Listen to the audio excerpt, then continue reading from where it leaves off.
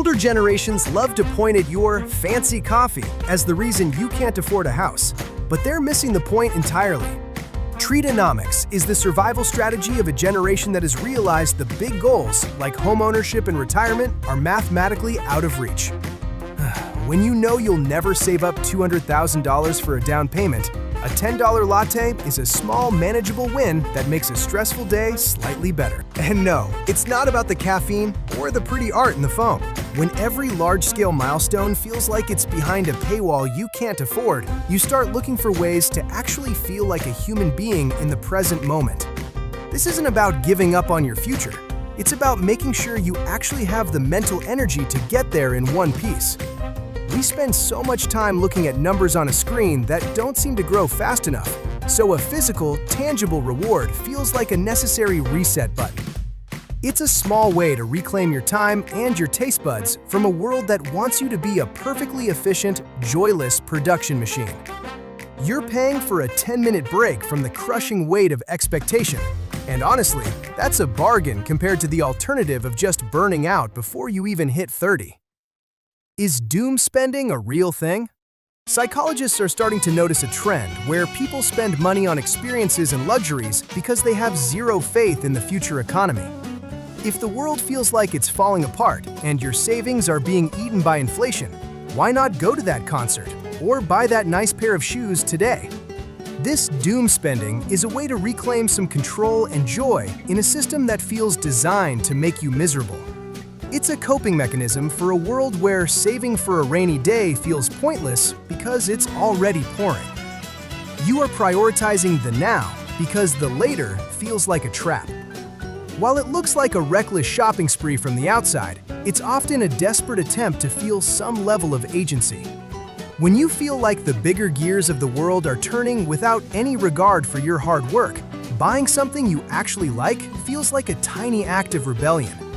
It's a way to prove to yourself that your labor still has some immediate value that isn't just disappearing into a black hole of bills and basic survival. You aren't just throwing money away.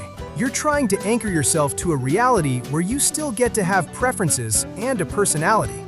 It's about finding a way to breathe when the atmosphere feels heavy with uncertainty and a general sense that the old rules don't apply anymore. Why does the media blame your spending? It's much easier for talking heads to blame your lifestyle choices than it is to admit that wages haven't kept up with the cost of living for 40 years.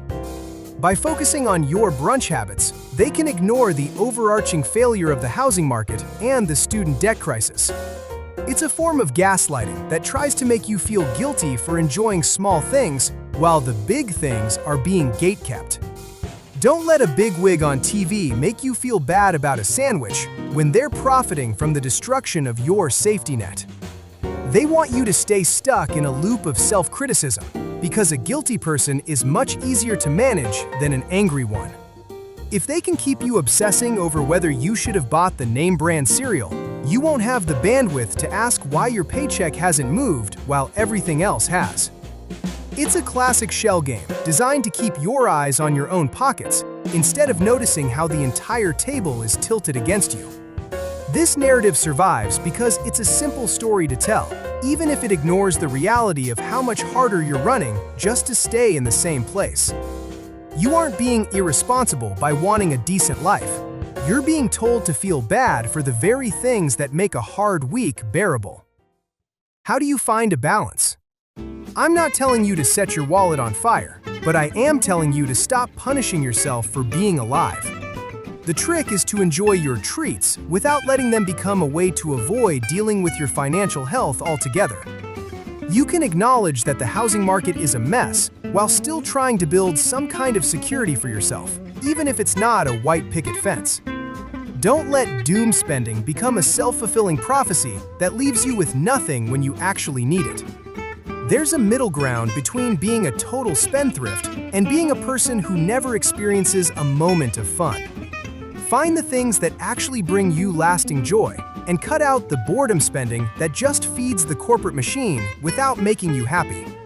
Maybe you don't need 5 different streaming services, but you definitely need that night out with your friends to stay sane. You deserve a good life today, but you also deserve a fighting chance tomorrow when the bills come due. It's about being smart enough to know when to treat yourself and when to save your energy for the struggle against a lopsided economy.